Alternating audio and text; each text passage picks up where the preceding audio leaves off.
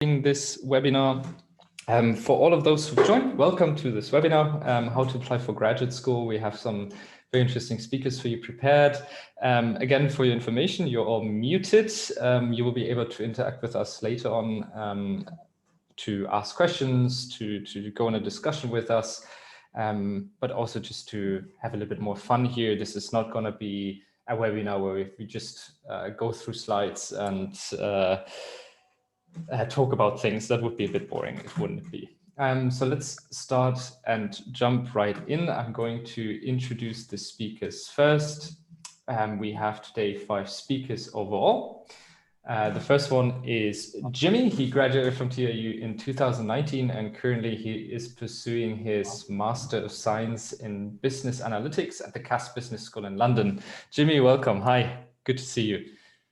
Hello, nice talking to you. Glad to see everyone here. I study a bachelor in economics at TIU and I graduated in 2019. I early graduated, so I only study in TIU for 3 years. Nice to see you all today. Fantastic to have you here, Jimmy. Then we have Annie with us. She graduated in 2020 and she is going to pursue a Master of Science in Finance in 2021 at the University College Dublin in Ireland. Annie, welcome. Thanks for being here. Hi, Bastian. Hi, everyone. It's a great pleasure to be here with everyone today. I really appreciate everyone joining the seminar with us today, and I really hope my personal experience can help all of you in pursuing your master's degree. I'm sure of it. Thank you, Annie.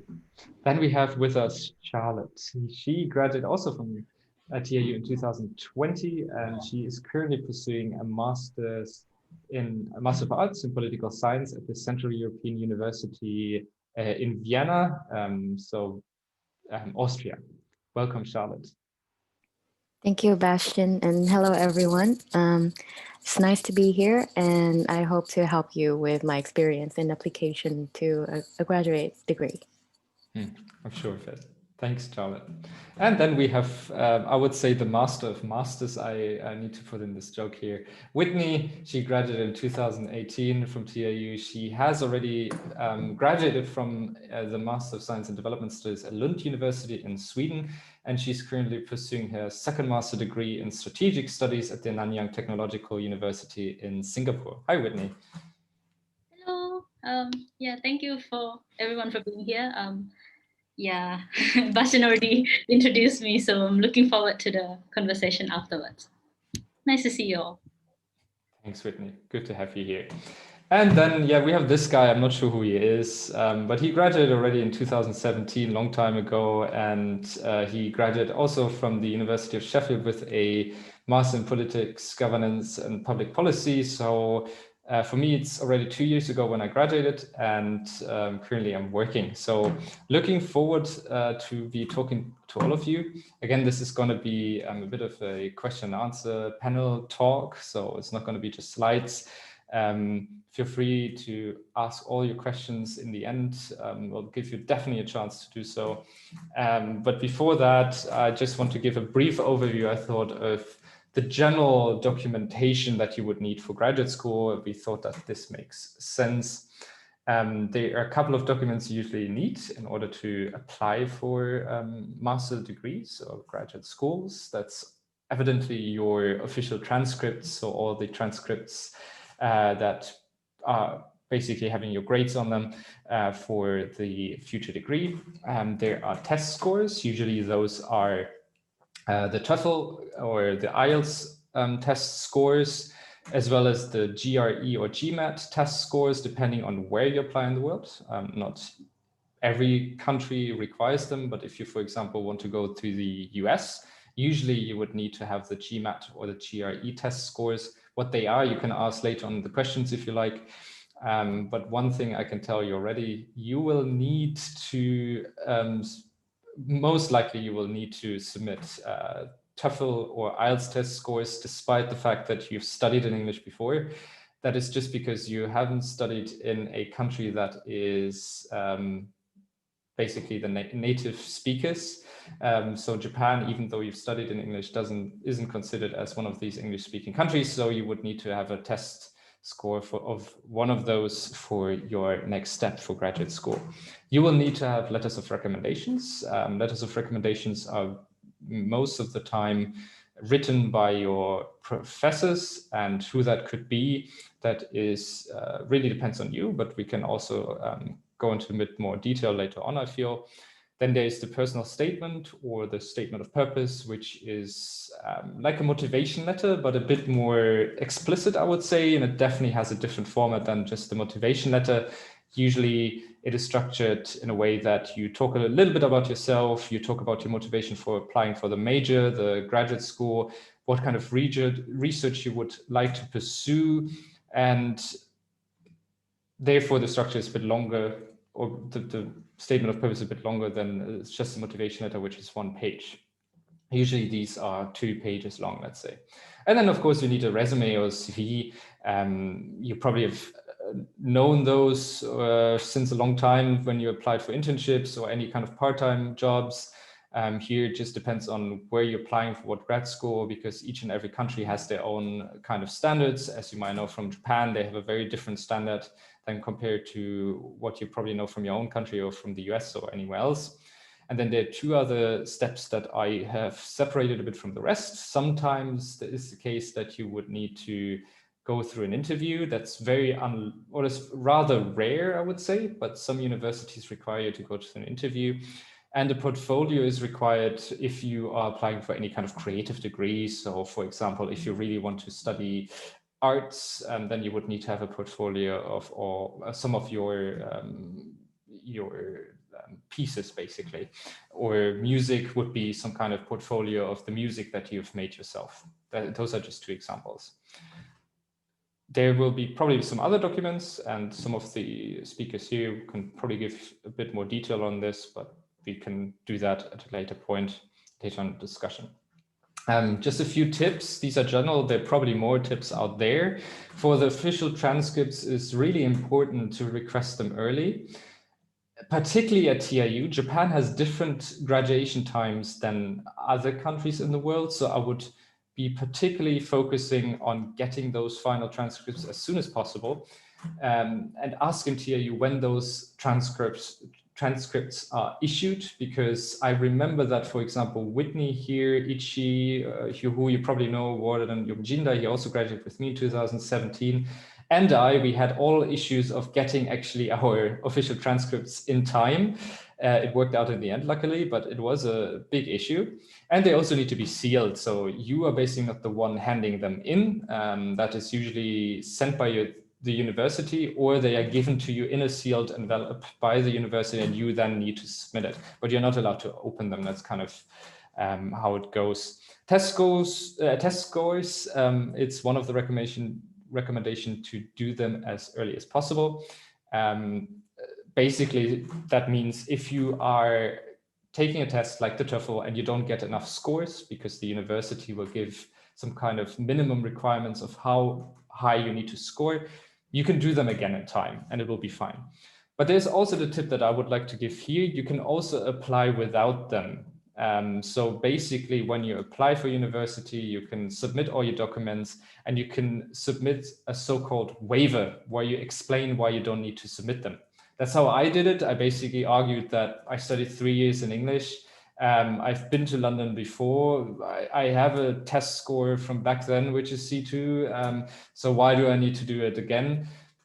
They allowed me to basically get into the programs, but they required me nonetheless to get a test score anyway. So that's why I did it again. But it allows you to basically postpone it a little bit and allows you to focus on the rest of your application, like a statement of purpose, which is probably the most essential and most important part of your application.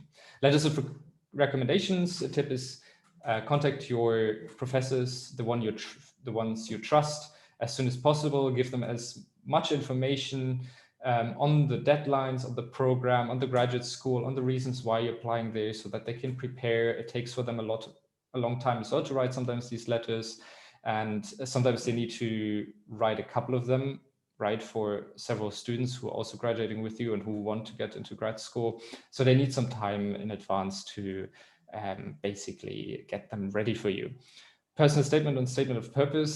I could talk about this in a long, long time because I've helped lots of students to write their statements of purpose. And I have to say, I've seen terrible statements of purposes, to be honest, very terrible ones, because that's fair. Mine at the beginning was really terrible as well, because I didn't know how to write them. So my best tip is go to someone who has written tons of them before. So go to someone like a professor who can give you real good advice on how to write them, because I've seen statements of purpose where you basically line out their whole history, starting from kindergarten to high school, and that's basically 2 pages, without actually talking once about why they want to study at the university, or using big words like "this is fascinating, exciting."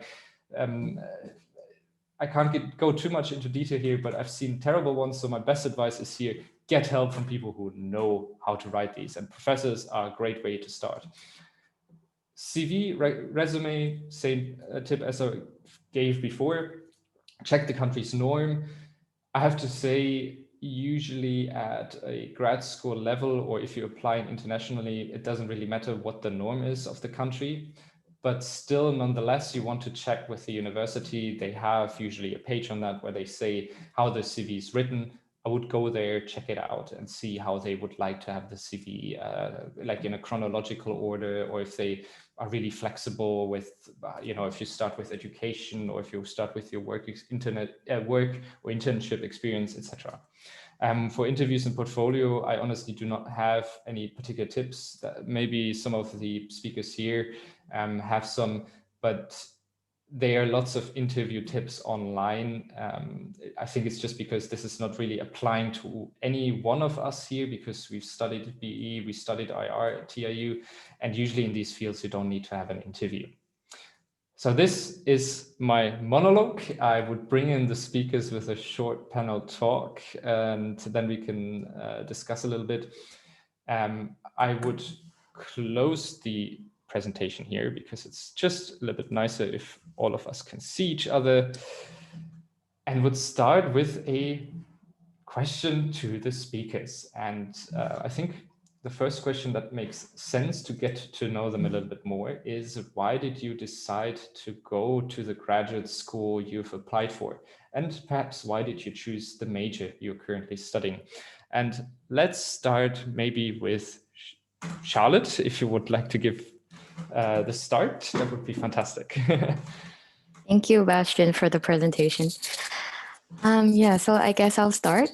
For me, I will go chronologically. So the decision to go on and study for me is very personal, because I think I'm very good at studying, and apart from studying, I'm not sure what else I could do. So I went straight from one institution to another.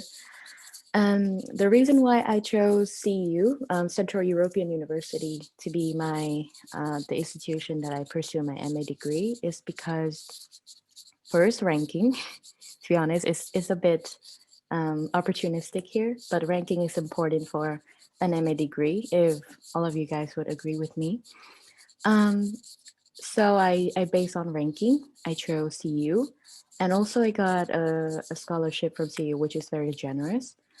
And also the school is very understanding, and I think a university that is understanding and responsive to you in this strange time is very important.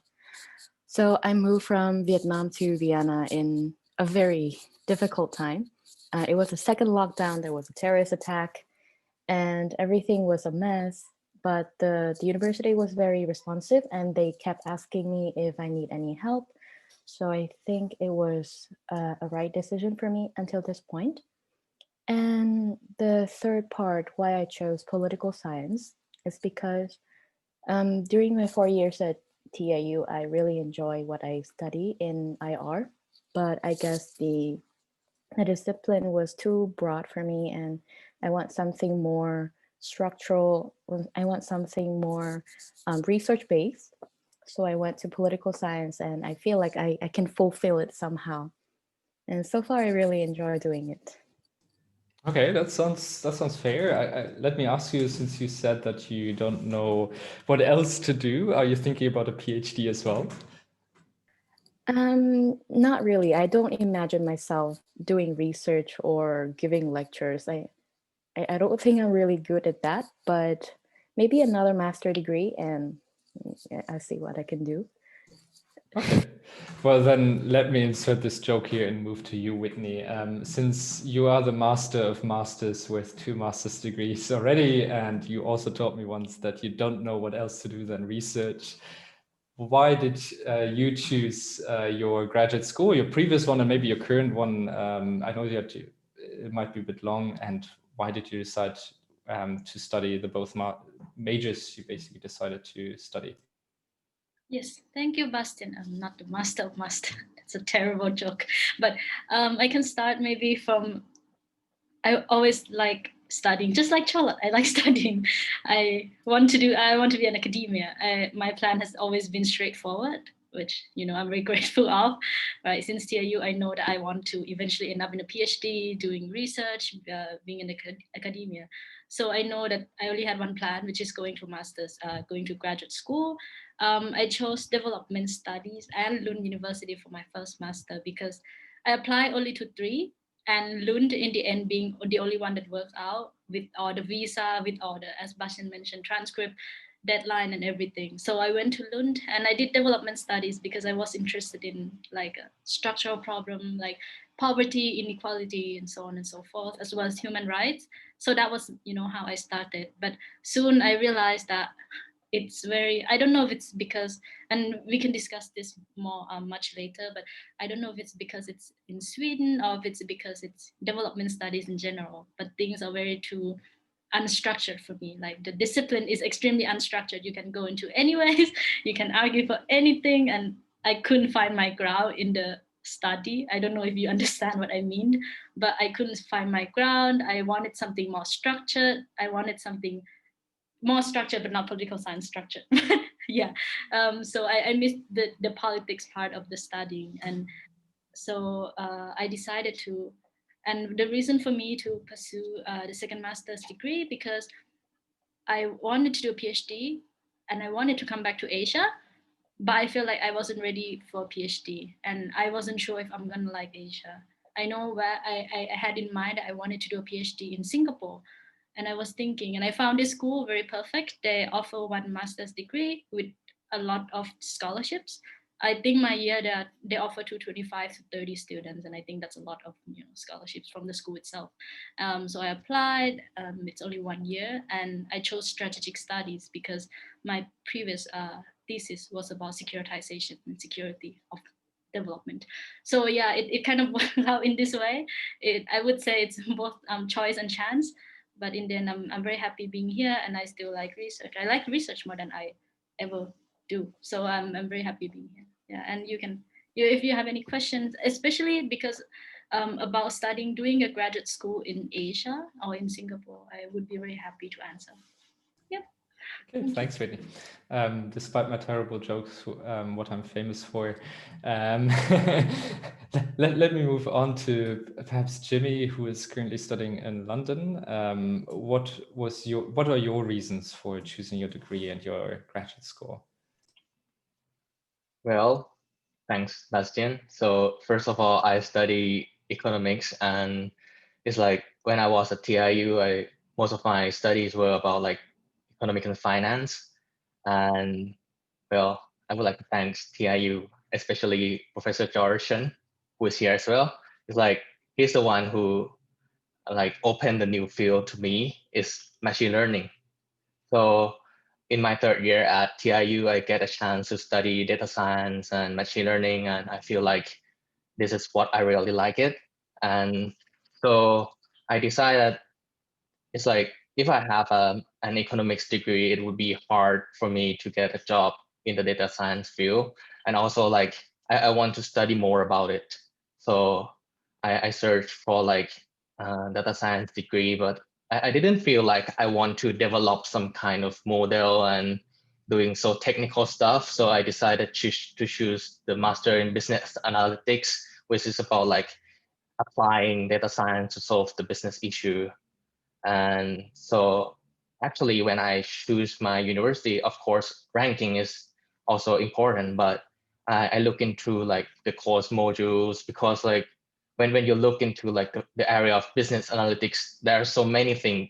It's so wide, the area is so wide. Like some university are doing like traditional analytics, like prescriptive and stuff. Like they didn't do data science actually. So that's why I chose as, because I get to learn more about machine learning and stuff that I like.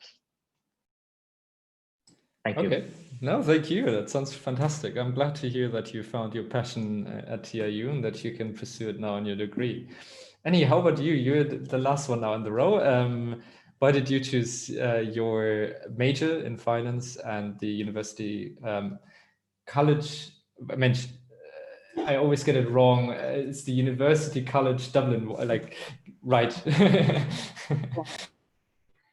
Well, I also discovered that I wanted to pursue a master's degree during my third year in TIU, because at the point I kind of had an overview of what I was studying at TIU, and I decided that for the jobs that I want to do in the future, that wasn't going to be enough for me, and I needed more specific knowledge, especially in finance, because at that point I was also doing an internship, and I realized with what I had at the moment it wasn't going to be enough. So yeah, I just sorted for an MSc in finance anywhere. But the reason why I chose University College Dublin is definitely the ranking. It is like in the top 30 of the universities in the world with the best MSc in finance programs. And they also offer a great program and curriculum and learning, because out of the 3 trimesters that I'm going to study, one of them is an open internship. And the university is going to help us get internships at the top companies that are actually working with the school at the moment. And also, one of the reasons I chose Dublin and Ireland is because of the environment. Like, I wanted an English speaking country, and that narrowed down a lot for me. And I also loved Europe, so that kind of just went in and sealed the deal for me already. And I also like Dublin. The people and environment there is amazing. So, yeah, I guess those are the factors that helped me chose UCD and finance there. Mhm. Yeah, that makes sense. Dublin is a beautiful city for sure. I love the place, and good craft beer for sure. um, then I would say, or what would be interesting to know is, when should students actually start to apply for these colleges? I think you've mentioned lots of different things we can talk about, but I'm sure that students here have questions. But I'm just going to shoot a question on my side first of all. When should students start preparing to apply for graduate school? What would you say, Annie? I'm going to start with you now. For me, I mean, the idea formed very early on during my second year, but I prepared everything starting from my third year, from getting in contact with my professors. I got into contact with 2 of my closest professors that I was working and doing projects with, and getting their opinion, getting their acceptance on writing my recommendation letter, and also like getting ideas from them for my personal statement.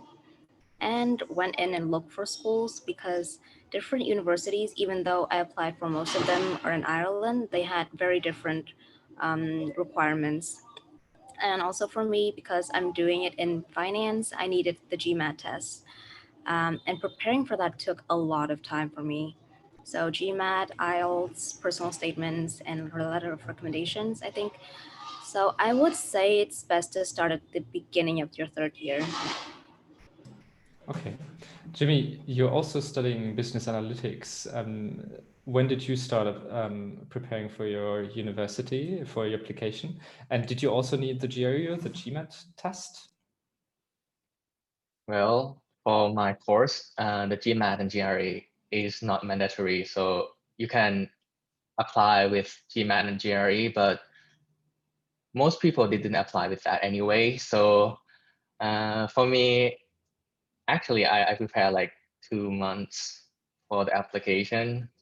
And I think like for a course like I did, like the business analytics is about applying machine learning, and it's like you might need to know how to do coding before applying. So actually, it would be best to did some project, like when you are at TIU, there may be a project that, like, I think you got to study R if you are in like in the bachelor in economics, and you can like for example, the final project or midterm project, you should like focus and really try hard on it and put it on maybe like GitHub as a portfolio. You put your code there, you put your like analysis on GitHub, and you can provide that to the university, and I think you would get a higher chance, much higher chance, if you have those kind of experience, if you are going to apply to a program like I did. So you had this kind of part of portfolio. I think GitHub is a fantastic way of actually showing your portfolio. I'm not sure what other platforms there are, but it definitely makes sense to show or indicate that you know how to code. Charlotte, how about you? I would agree with Annie and Jimmy that you should prepare early, because from personal experience, it was very rushing for me, because the whole idea, the whole process, the whole discovery and school finding and everything started for me in the first semester of my 4th year. And it's something I would totally recommend you not to do, because it's very stressful and you will miss a lot of opportunities. So for me, I prepared my TOEFL very late. It was like October of my 4th year in TIU, and it's horrible. There was a storm, my test was canceled. I need to rearrange everything. Basically, plan ahead is the best advice I can give. And also another opportunity that I missed was a lot of deadlines for scholarships, because so for some European universities, you can have scholarships by the school, which actually comes in with your application. So you don't have to worry about the deadlines of that. But you might miss other deadlines for other big scholarships, such as the government one or some private foundations and stuff like that. And maybe you don't think about loan a lot, but loan can play a big part in this, and deadlines of loans are actually very important if you think about financial aid for your study. And so, yes, please do plan ahead and think about what you have to prepare. Yeah, I think that's an excellent point, particularly the scholarship part. I'm sure that some students have here the question of how to get a scholarship for your grad school, but really doing it earlier than what you know from TAU makes sense, because I have been also in that situation. I applied way too late for any scholarships, and that was a hassle.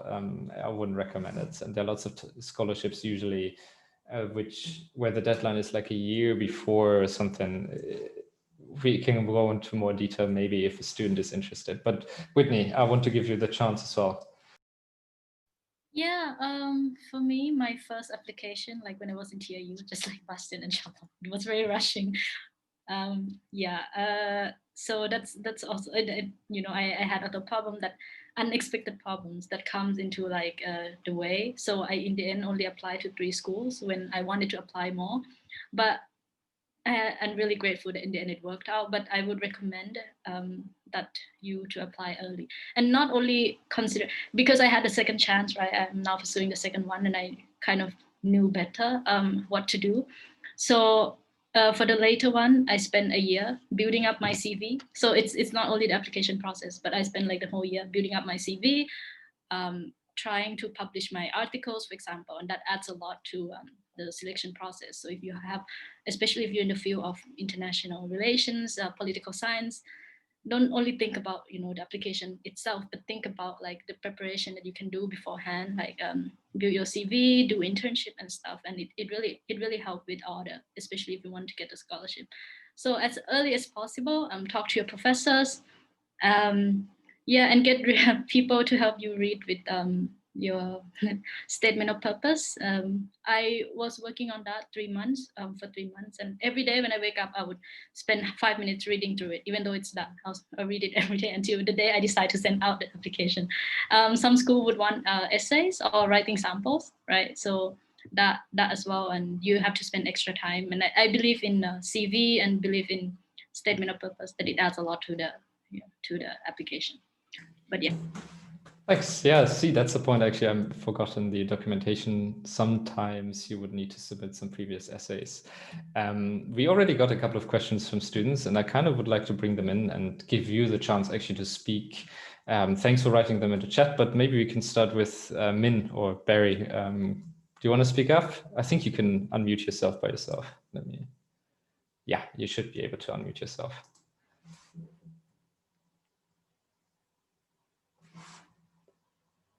No? Barry, do you want to ask your question?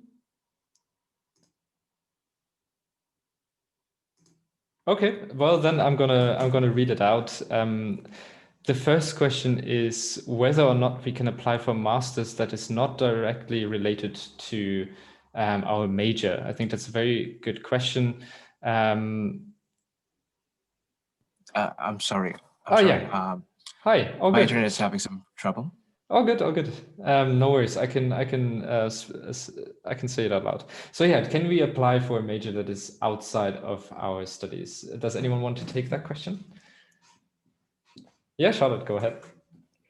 I would say yes. It's not something impossible. So for my case personally, because of my rushing application process, I ended up choosing a strategy of just one model for all of my applications. So basically, I just have like a framework, a frame for all of my documents, and then I just change it accordingly to the program. And so I ended up applying to 8 different universities and 11 different programs, all in different field, from diplomacy to security studies to international affairs, anything I could think of at that time. And I made it to 10 different programs. So it's something you can definitely do. It's just that you have to adjust your application somehow to match the program and the school that you're applying to. And yeah, that's it for me. Feel free to speak if you have anything to add. Otherwise, I can add a few words as well. I think from my experience, it doesn't matter too much what you studied before. Of course, you can see that all the panelists, they either studied IR or BE at TAU, and they chose a degree that is related still to their bachelor's degree. You can clearly see that. But usually that it depends. So for example, if you want to study media and communications after your bachelor's degree, usually you have the chance definitely to apply for that degree. It really depends on the requirements the university gives you, and that basically usually gives you an idea of what you've studied, what you need to study before. But I've seen many people who have already, or who have switched their degrees between, because they bring in the experience, they bring in the knowledge, and or the requirements by the universities are not that strict. Most of the time when you want to study, of course, law, or if you want to become a doctor, those degrees usually require you to, of course, study those 2 things in a bachelor degree. You wouldn't be able to just switch to them, that is for sure. But in the other cases, like you can switch from political science to economics, for example, and vice versa, usually quite not easily. It depends on the university. But if you have the experience, if you have the knowledge, or if you can show that you have taken some economics classes during your bachelor's degree or whatever, then you have the chance to apply. There's usually you have the chance to do so. Yeah, I actually forgot. Now that Bastian just mentioned it, I have a colleague here at CU that switched from computer science into political science. And what he did with his application was that he demonstrated how he was going to apply his skills obtained from computer science into political science. So I think that's something you can do as well. Good point, yeah. Switching between those degrees also is definitely possible. For example, yeah, if you go from political science to computer science, there's also a chance to do so. Just if you can show that you know how computers work, how programming, if you know coding, if you know machine learning, etc., you can usually switch. There is a possibility, but you need to kind of show them that you have that knowledge. Usually, that can be through work experience, that can be through classes you've taken, that can be through any kind of further education you've taken online, maybe on Coursera or what is called EDX, I think, or Future Learn, Udemy, etc. If you've shown them that you've tried really hard to learn these kind of, or if you try to gain that kind of knowledge, it should work out. And there's also a second question, more specifically for Whitney. What programs do you recommend when it comes to Asian studies in the Asia Pacific region? One of my questions: if we are to study Asian studies or fields related to Asia Pacific, which programs would you recommend? That's the question. Sorry. Yeah, there's always an Asian studies program, I think, and that's a good start. I've always focused my focus has always been in Asia, but I never really did an area studies program and take this as a, take this with not a caution, but with awareness. One time I spoke to a professor, and he told me that you can always study something else and apply Asian studies into it. And I think it can go the other way around. So it's up to you. For me, in the end, I was thinking to myself that, because I was thinking between strategic studies and Asian studies, and I thought that I would like to have a degree title in strategic studies, and especially my school that I am at right now, their flagship program is strategic studies. So I thought, to me it made more sense to do strategic studies, and I can always apply Asian studies into it. But you can think the other way around as well. For example, if you're going into some school that they're very well known of Asian studies, then you can do the same and apply whatever political science, international relations, or business economics into that. And that would be my recommendation. It's not like and look into the model or look into the curriculum, how it's structured and everything. Yeah, I think that's a very good point. I think, as all of you guys mentioned, what is written in the curriculum, what kind of models they offer, is quite important.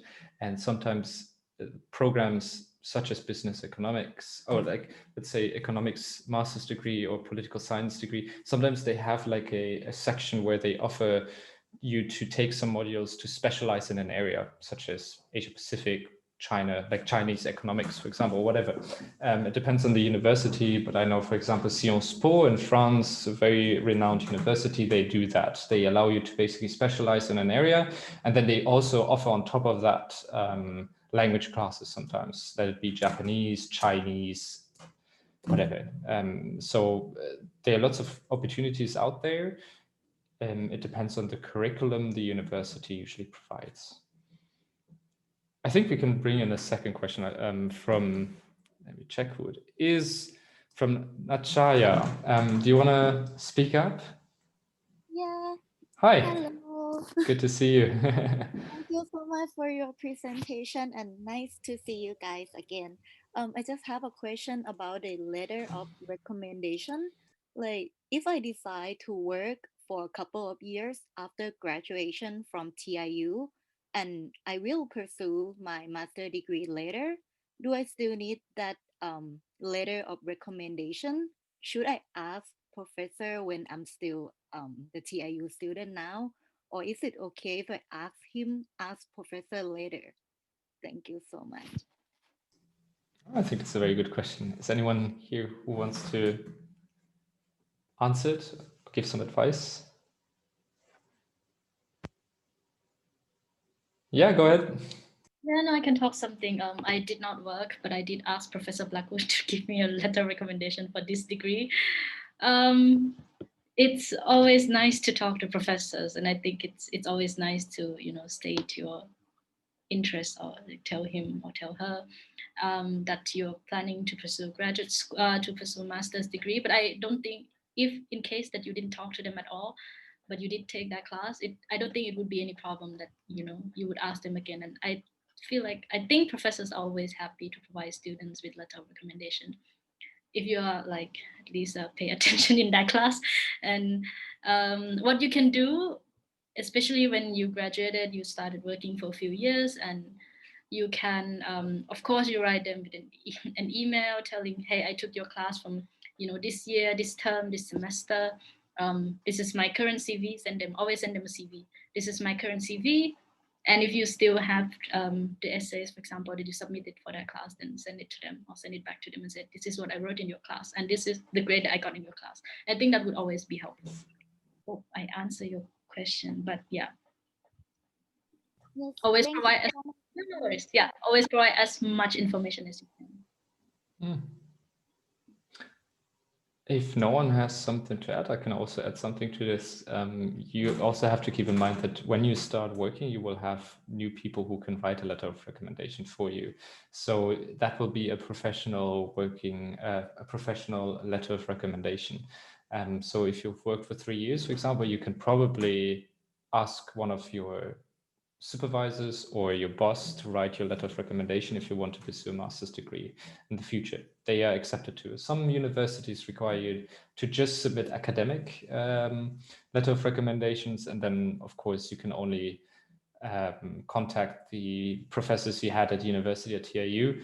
Nonetheless, they usually are willing to write you a letter of recommendation anyways, because they know how you performed during your 3 to 4 years at TIU, and they will write a letter of recommendation depending on that, because that's what the university you're applying for wants to see.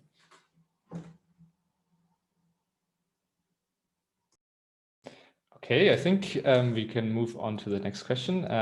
Lexi, you had a question. Go ahead. Good to see you. Hi, everyone. Thank you so much for the insightful presentation. And hi, Whitney and Bastian. Long time no see. So my question would be, I feel like I majored in IA during my TIU studies, and I'm working in a completely unrelated field right now. And I'm thinking in the future to go back to graduate school. But I was wondering if I feel like II is one of those majors or like fields that people kind of push you to get a major or a master's in. And I was wondering how important you personally think it is to pursue a master's, or whether also experience would cover that. Like, I would want to know what you guys think about that as well. Thank you. I think that's an excellent question, but I'm also going to give it a bit of spin and ask the same question regarding business economics. I think that would be also quite interesting to hear. So I'll start this way. Charlotte, why don't you go ahead first? Yeah, I think that's a very interesting question that makes you think a bit. But I think the reverse question I could give is that what is the point of a master degree? Like, what do you need it for? Do you need it for a job, or what do you need it for? Is the first question. But for me, I had a job offer, and I feel that my knowledge back then was not enough.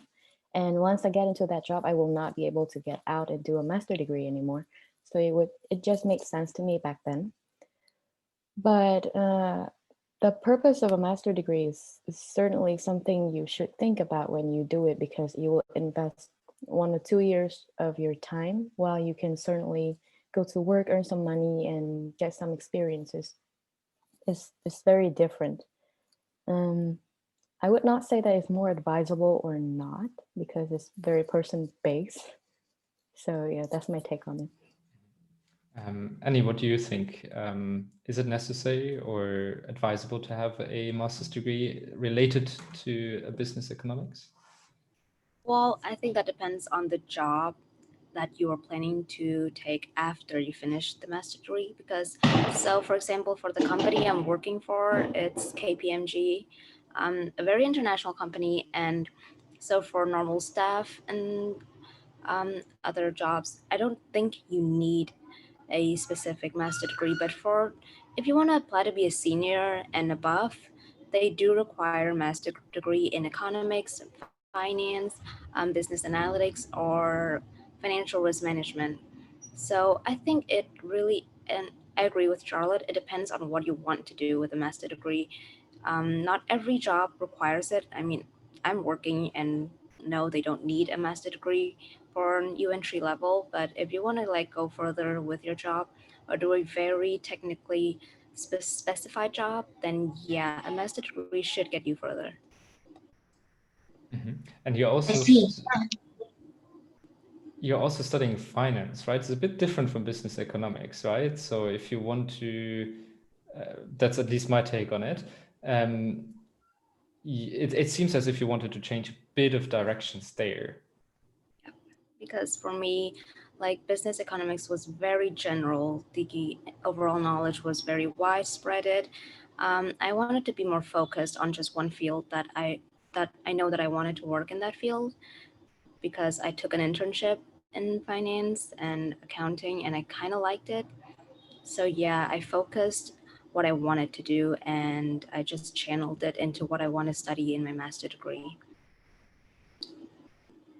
Did that answer your question? Yeah, I think that answered my question. I just wanted to wait a couple of seconds. I think Lexi just said thank you, so I would move on. Jimmy, would you say or add something to what Annie said? And then I also give Whitney a chance, of course, to speak.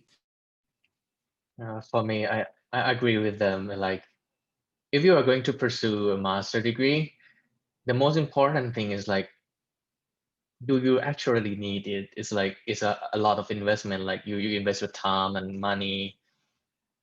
You have to weigh it yourself, whether it would be benefit for you in the future. But like, I would like to add about the job market. It's like, I work at Accenture before in Thailand, and it's actually like most of the people didn't have a master degree. But when I talk to my colleague at Paris Business School, for example, they are from China, and they say that like, if you are going to find a job in China, it's like, it's super competitive. It's like China has like so many population, and most people possess graduate degree, they have master at least. So it depends on which market you want to work in. And actually, like, for example, many students come to the UK because they want to work in the UK afterward. That's also one of the reasons they apply for a master degree here in the UK.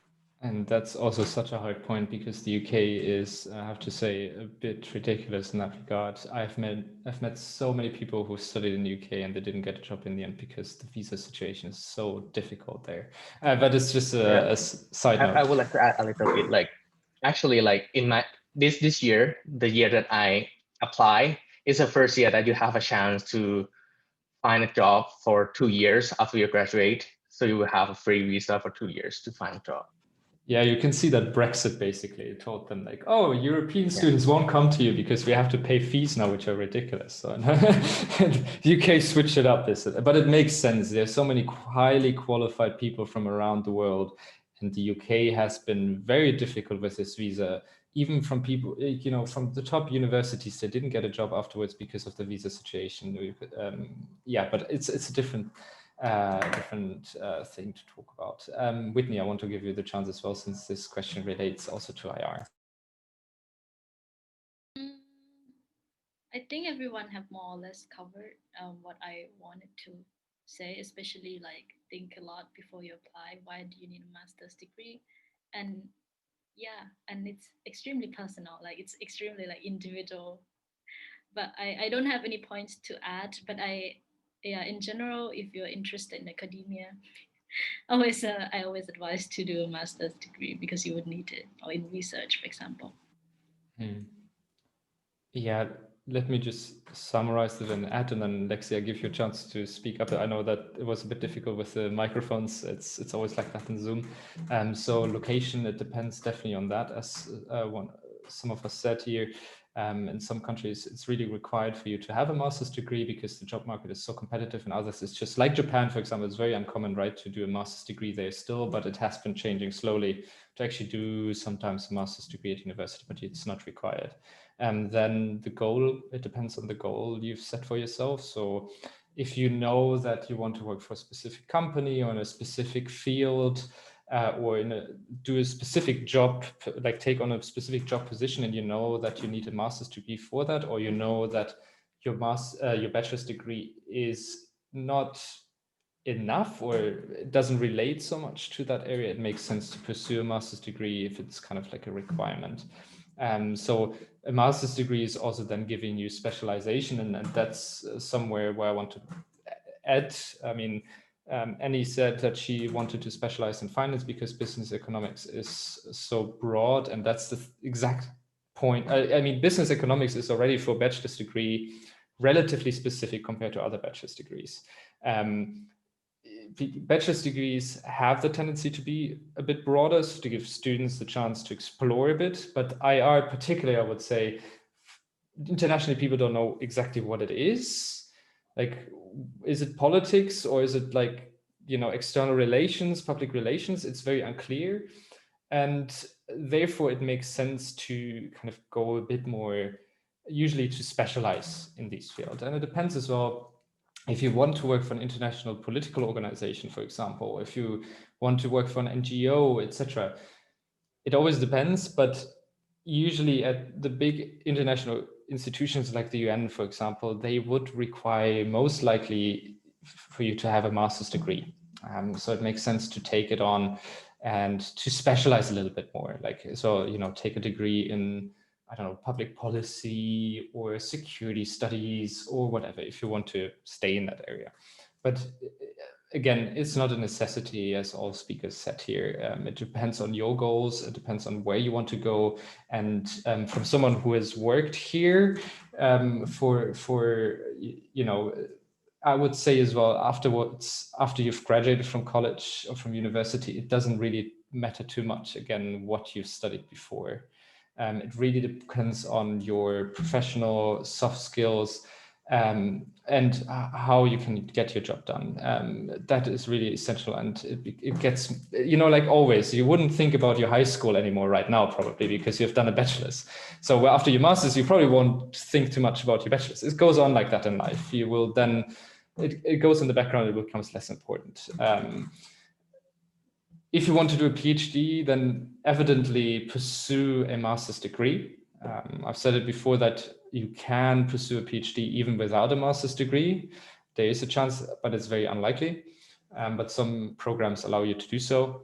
If you really want to go into academia, then it definitely makes sense to do a master's degree. So there you have to really look, to check for yourself and see what your motivation is.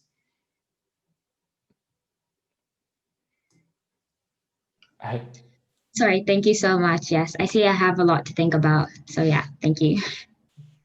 Feel free to send us a message or to contact us. I think we can always talk about it. It's a great question. Thanks so much for that. I'm aware of the time. I see that it flew by like nothing. Let me move on to the next question by Barry. Since you can't speak up, you're currently a third-year student and you will be taking an undergraduate seminar next semester. Your question is, if we are to work for a few years, should we write our undergraduate thesis and use it, or should we use it as a piece of writing from our work experience? Oh, that's a tough question. I would not give all of you a chance, but who has written a undergraduate thesis, actually, just to clarify?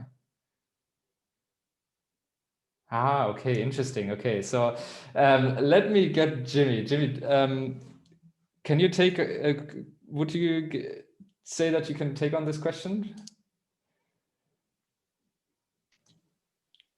It's really tough, and I'm not sure if I'm qualified to answer this question because I haven't worked for that much time before. But I think I will pass. Sorry for that. It's also not too clear, the question, I think. Whitney, since you've written, I think, two theses, let me shoot the question to you. I never submitted my thesis anywhere because, first of all, it's way too long. No one is going to read it. It's way too above the, word limits for the writing samples.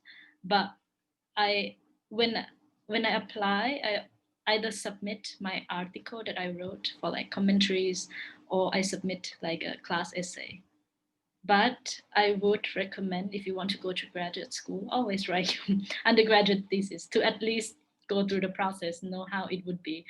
The research, the process and everything. But I don't think it's, if and that's would be the reason why you should write an undergraduate thesis, not so that you can use it to submit for master's graduate school, if that makes sense. And for the writing sample, you can always submit something else, the essay that you're most proud of, for example. Yeah, but I can't answer about the work, the thing that you write out of work. Yeah. Oh, good. I maybe can add to that. But generally, maybe as as a point. I think, that's why I asked. I think in business economics, it's not too essential to write an undergraduate thesis. It's, I think, a good practice. And I think it's always great to have an analytical, kind of going through the process of writing such a long paper can be important for a master's degree where you would need to do this again.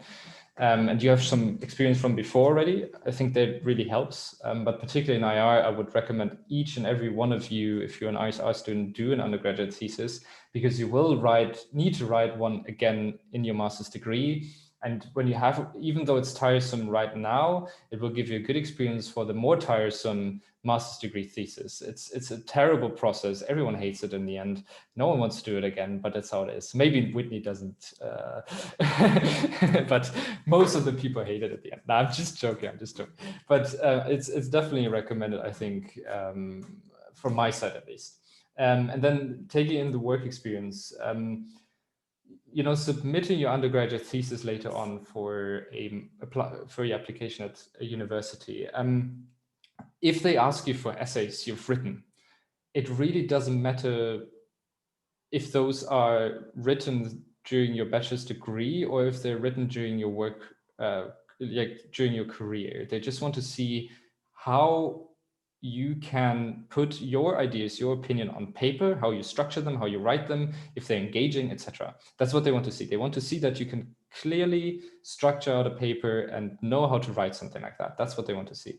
And perhaps they also want to see if you have written anything related to the major, which would make sense. You shouldn't submit, if you're applying for political science, you shouldn't perhaps submit an essay on the insights of machine learning, and that would be a bit far away, but you could still do that, just FYI. So again, write your undergraduate thesis. If you're doing a master's degree in political science or something related, you will definitely need to write again. It's highly recommended from my side. But then don't worry too much later on if you decide to work in between your bachelor's and your master's of what you submit. You will be able to submit essays that you've written a couple of years ago, except if the university, of course, tells you these essays can't be older than, I don't know, 2-3 years. That can apply. I hope that answers your question. Is everyone fine with answering a couple of more questions, or does one need to go? Everyone is nodding, is okay. Great, I'm happy to see that. There's another question from Nimaya. Do you want to speak up?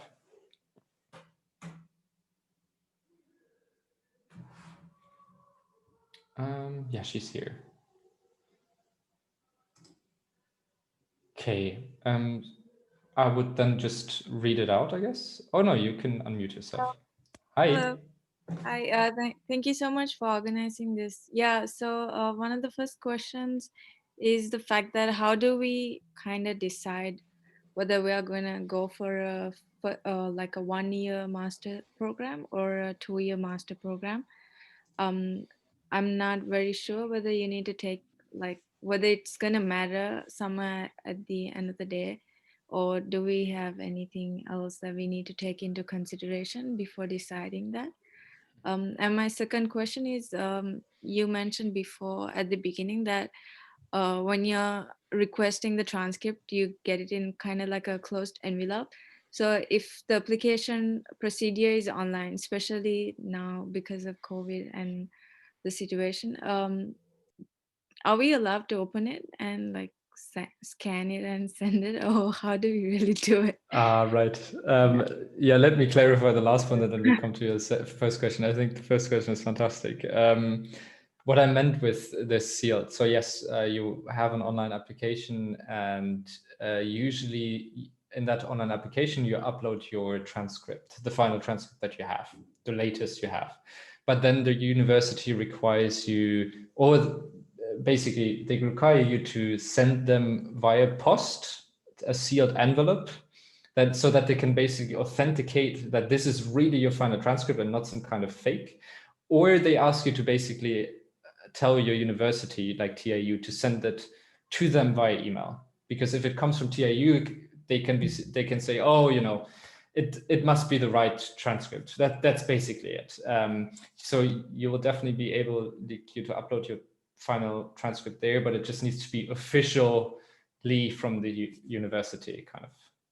Hope that's clear. So. Okay, got it. Thank you. Yeah, I know it was a bit unclear, but it's a very unusual process. Yeah, Jimmy. I can add to this question because like when I applied, it was like there was a COVID, and it's like I asked the TIU to send a letter to the university, but it appeared they couldn't get the letter because of lockdown. And it's really troublesome because like at first I asked TIU to send to the university directly via email because the university wouldn't accept my scanned version. They want it to be sent by the university. And actually at first TIU said that they cannot do it. But when I asked them like if they didn't send it, I wouldn't get the offer. I couldn't get the official offer, and I will have to defer to another years. And then, yeah, they can do it for me. So you have to ask, yeah, you can send it directly to the university to apply for. That's a very good point. Yeah, we're living in unprecedented times, as they always like to say. In this case, I would like to encourage all of you as well. If you have that issue, contact the Alumni Association. Maybe we can push the TAU a little bit in that regard. I find it ridiculous that the university is giving such a hard time for students to not be able to submit it. Like, what's the big deal of submitting this via email? I know it's the Japanese way of doing everything by paper, but we're an international university, so this can't be the standard. It needs to change. And I'm glad that they, did it for you, Jimmy. That's fantastic to hear. But that they say no at the beginning is just a bit ridiculous. And sometimes you need to push a little bit. So feel free to contact the Alumni Association if you have any issues like that, and we'll talk to them. So yeah, moving to your first question. I think all of you are taking a 2-year program. Is that correct? No. Okay, Whitney is unfair. Oh, I can insert lame jokes all the time. It's great. Okay, Annie, you are doing a 1-year master degree. Why don't you start? Why did you decide to do a 1-year master degree instead of a 2-year master degree? Well, for me, it did not really depend on a number of years, but I looked at the curriculum and I thought that, okay, even though this program is only 1 year, it's providing me with everything I need to complete this master's in finance, and I was happy with that. The other courses in other different countries, such as the UK or the US that I looked at, they required a 2-year MSc in finance program, but the problem is their program was very widespread as well. And I did not want that to happen to me again in master's degree because, I mean, 1 time is enough for everything. And even though that my program is only 1 year, it offered me an internship as well. So I think, I don't think that there will be a difference in the end of the day when they issue your degree and master's, that, there's going to be a difference in 1 or 2 years. It's just, it really depends on what you get to learn during that time. Thank you. Whitney, I give you the chance. For all the viewers here, I don't want to be too harsh. It's just really jokes between the two of you. It's a running gag. Whitney is fantastic with her master's degrees, and she has all the reasons to do too. Thank you. For me, or just based on my personal experience, I think it does matter to a certain extent, especially like in the field of academia. If you do 2 years, for example, in Lund, I did 2 years and I got a lot of courses on methodology, research methodology, qualitative, quantitative. It was really helpful, especially if you want to do research. And well, it was helpful as well as I got to learn statistical program, SPSS. So it gives you a lot of time of learning, and you can apply that much better in your dissertation or whatever you want to write in the end, or whatever you want to do. Now I can say that I can do SPSS, which is cool. And in the field of research, it's always cooler when you tell people that you can do quantitative stuff. So that's one point. It also provided me with the time to do internship. I'm glad to hear that Annie's program also allow students to do internship, right? Because so back in Lund, there was this 1 semester that you can choose to do whatever you want, internship, exchange studies, or just take a course and those kind of things. So that was very flexible, and because it's 2 years, it wasn't so stressful. Now I'm doing a 1 year or 10-month program with 3 trimesters, and it's very crazy. Everything is going on all the time, and we have only a break of 2 weeks. But in the end, when you write dissertation, the amount of this dissertation is cut by half, so it's 10,000 words. Back in Lund, it was 20,000 with the whole semester. So it depends a lot. If you want training, if you really want to get into methodology, you have to look into the curriculum. And most of the time, I think with the curriculum that comes with methodology, research methodology, it's usually 2 years.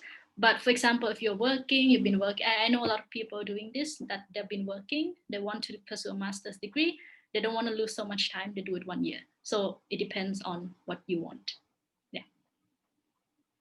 And sorry, last thing that I decided to do my second master degree for 1 year is that I think that 4 years contributing to a study of graduate school is a bit too much.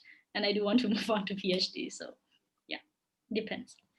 Also to add, sometimes it makes sense really to do 2 master's degrees if you realize during your first master degree, hey, this is actually not the direction I wanted to go, because you can see she decided after IR to go to development studies, and now she's in strategic studies. They're still in political science, sure, roughly. Development studies a bit off, I guess, but still rather related. And you can see that she's switching specializations, and particularly if she's going into academia, yeah, she will do more research after this with a PhD for sure. So just to insert that to be nice as well.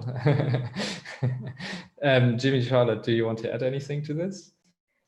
Yeah, so I'm in a, sorry. You can go for it.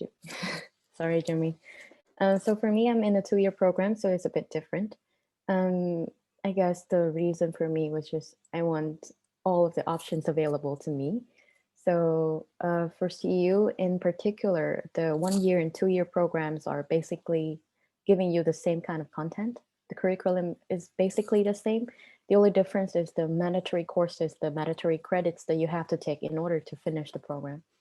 So you have the choice to spend either 1 year or 2 years learning the same thing. But for the 2 year program, I have a better chance to go to a PhD program later, which I'm still not unsure about. But I want to give myself as many options as possible and the time to learn as many courses as possible as well.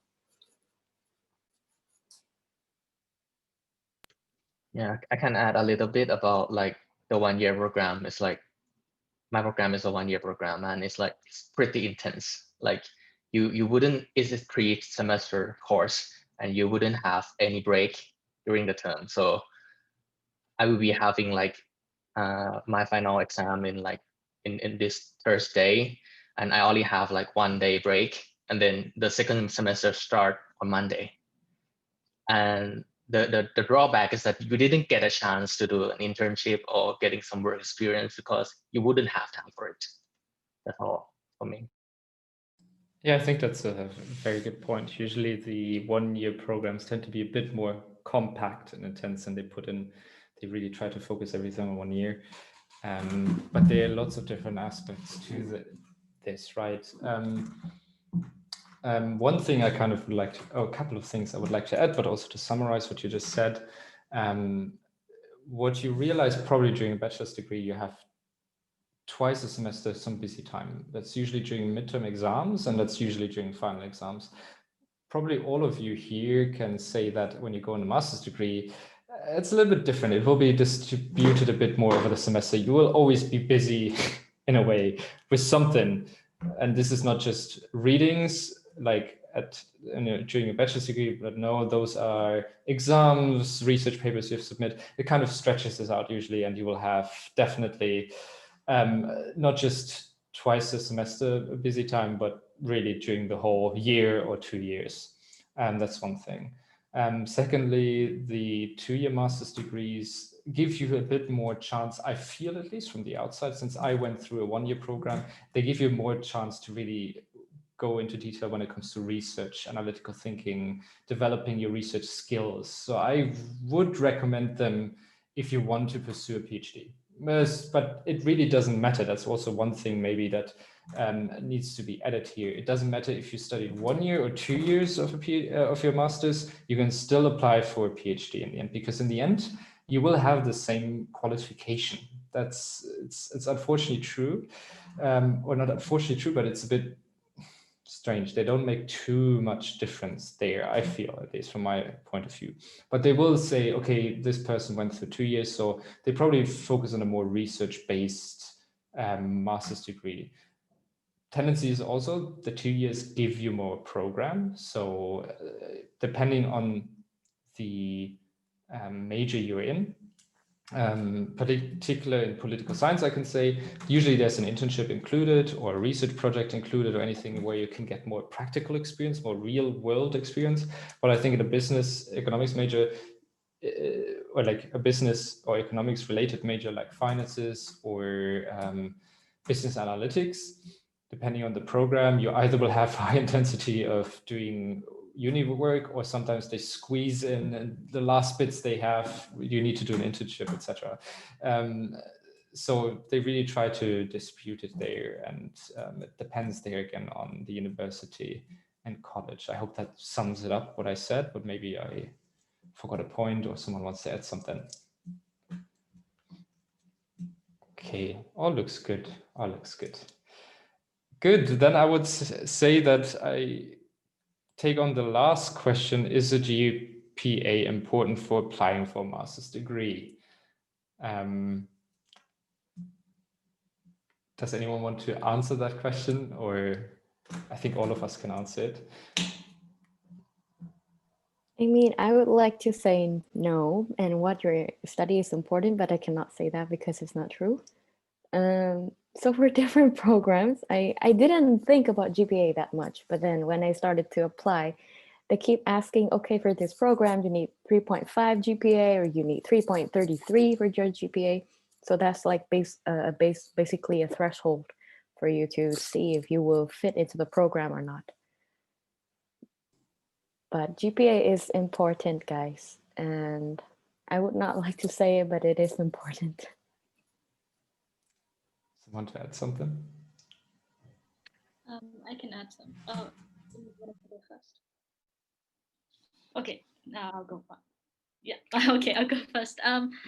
Yes, it is important, and it's always nice to pay attention in your studies. But I also know a few people who got into a master's degree without relatively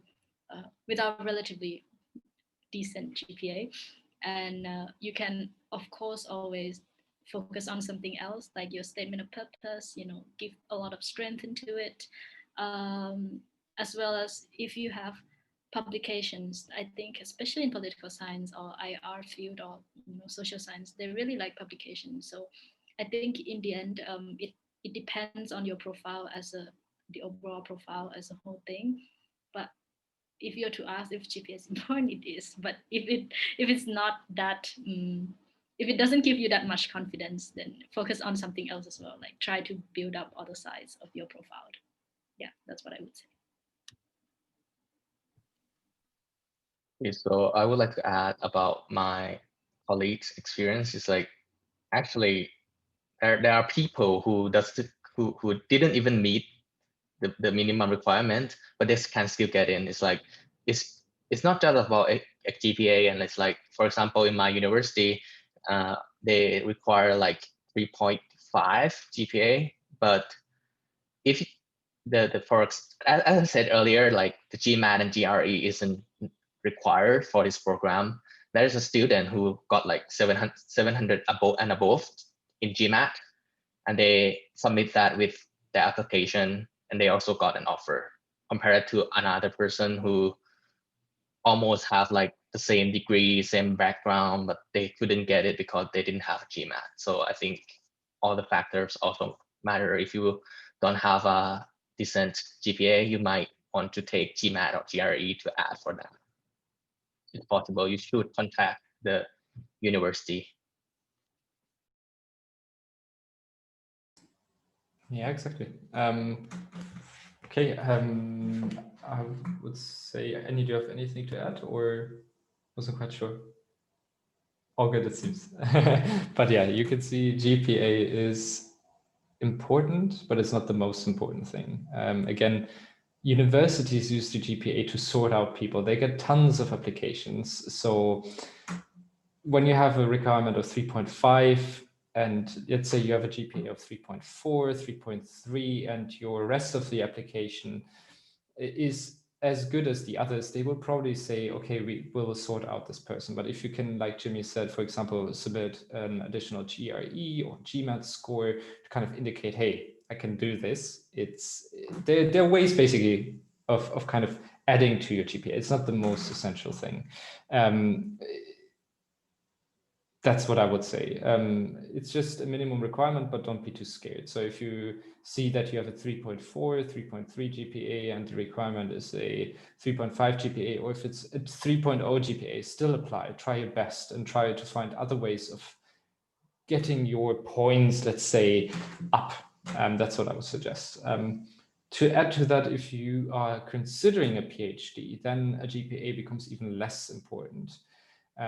Usually from your master's degree, at least. The bachelor's GPA will be important. They will take that into consideration. But if you go and pursue a master degree and let's say you have a GPA of, I don't know, 2.5 to 3.0, they usually will not look at it as much. They want you to see that you're capable of doing research, you're capable of doing analytical thinking, it's problem solving, etc.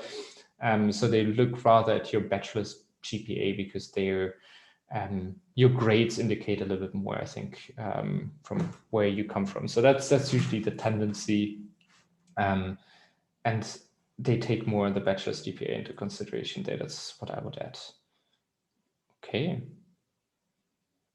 I think seeing no other questions in the chat and seeing no one else raising their hand, we would close this webinar. I just still ask them, is there any other question?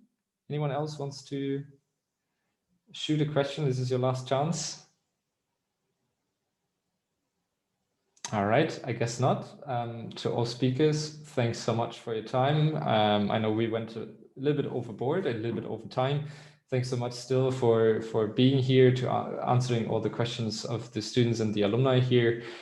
To all the viewers, thanks so much for joining us. Thanks for being here. It was fantastic to have you all here. We hope that this webinar was really helpful, and in the near future, we will definitely do this again. Thanks so much and take care. Bye-bye.